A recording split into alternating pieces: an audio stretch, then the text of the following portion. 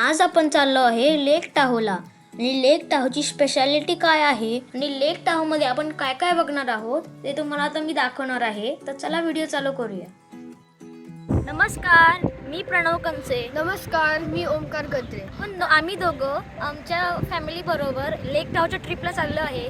चला बघूया कशी ट्रिप होणार आहे.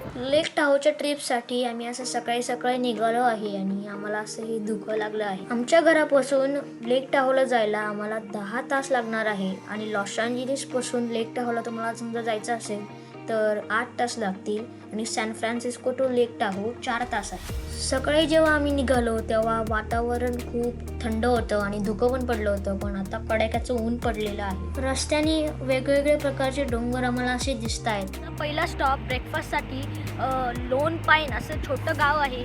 तिथे आम्ही आता इथे ब्रेकफास्ट करतो आणि मग पुढे आपण लेक टाहोला जाणार आहे. तुम्ही समजा लॉस एंजेलिस पासून लेक टाहोला जाणार असाल तर असं लोन पाईन छान गाव आहे. हायवेच्या साईडलाच ते एक छान गार्डन आहे आणि तिथे पेट्रोल पंप सुद्धा आहे. छोटा स्टॉप झाल्यानंतर आपण आता लेक टाहोच्या दिशेला चाललो आहे.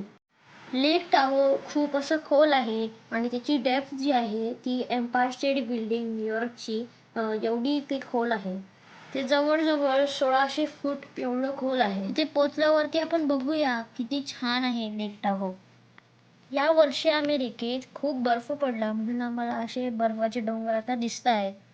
लेक टाहोला जाताना मध्ये आम्हाला असे मॅमथ माउंटन्स असं लागलं. हे मॅमथ माउंटन्स तुम्ही समजा विंटरमध्ये येणार असाल तर इथे खूप चांगलं स्कीचे रिसॉर्ट असतात किंवा स्नोबोर्डिंगचे पण रिसॉर्ट असतात.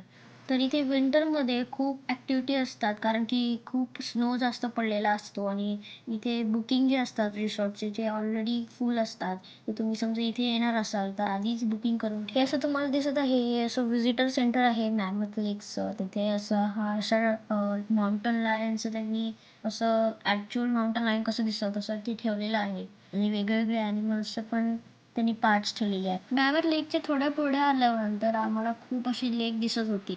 कॅलिफोर्निया नेवाडाची जी बॉर्डर आहे ती लेक टाहोमधून जाते म्हणून आम्हाला असं नेवाडा स्टेट इथे लागलं.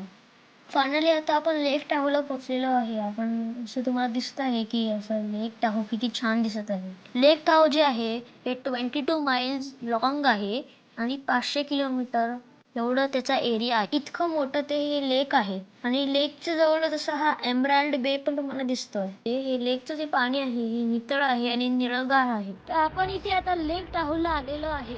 हे असं लेक टाहोचं एक व्ह्यूइंग पॉईंट आहे. तर आपण इथे आलो आहे इन्स्पिरेशन पॉईंटला आणि इन्स्पिरेशन पॉईंट असे आपल्याला इन्स्पायर होईल असे व्ह्यूज आहेत. खूप छान व्ह्यूज आहेत. असे जंगल आहेत आणि मग खाली लेक आहे. उंच उंच झाड आणि मधील लेक खूप छान असं दृश्य दिसत आहे.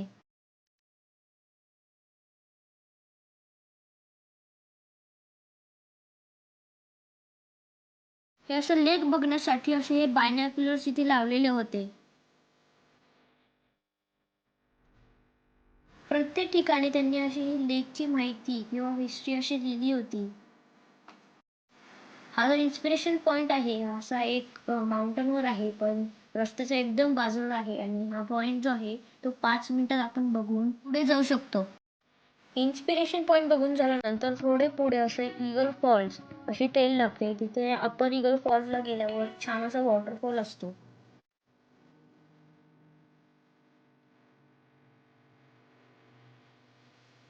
उंच उंच झाडांनी आपली ही वॉटरफॉलची टेल जी आहे ही जी चांगली चालू झालेली आहे.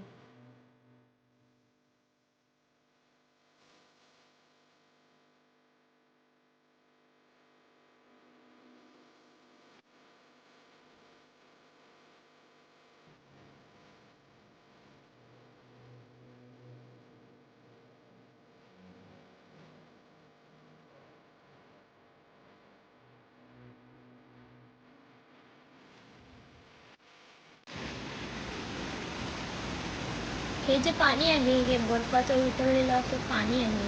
हे असं असे खूप बर्फ वितळल्यामुळे असं हे वॉटरफॉल्स तयार झालेले आहे.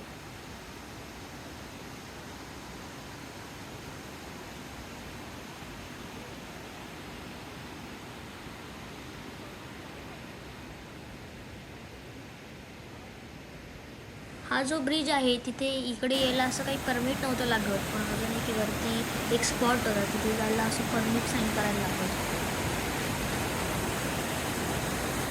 आता हे 2 पॉईंट बघून झाल्यानंतर आता आम्ही हॉटेलला चाललेलो आहे. सकाळी 7 वाजता आम्ही निघालो होतो आणि फायनली आता 7 वाजता आम्ही संध्याकाळी हॉटेलला पोहोचलेलो आहे. हे असं आमचं हॉटेल आहे. तिथे आता आपण चेकिंग करत आहोत आणि वरती गेल्यावर खूप थकल्यामुळे आम्ही असं आराम करणार आहे. आमच्या लेक ट्राव्हलच्या ट्रिपचा पहिला दिवस खूप छान गेला. आता दुसरा आणि तिसरा दिवसाचा पण मी व्हिडिओ टाकणार आहे, तर नक्की बघा. तुम्हाला आमचा ट्रिपचा पहिला दिवस कसा वाटला ते मला नक्की कळवा. लाईक करा, शेअर करा आणि चॅनलला सबस्क्राईब नसेल केलं तर नक्की सबस्क्राईब करा. बाय.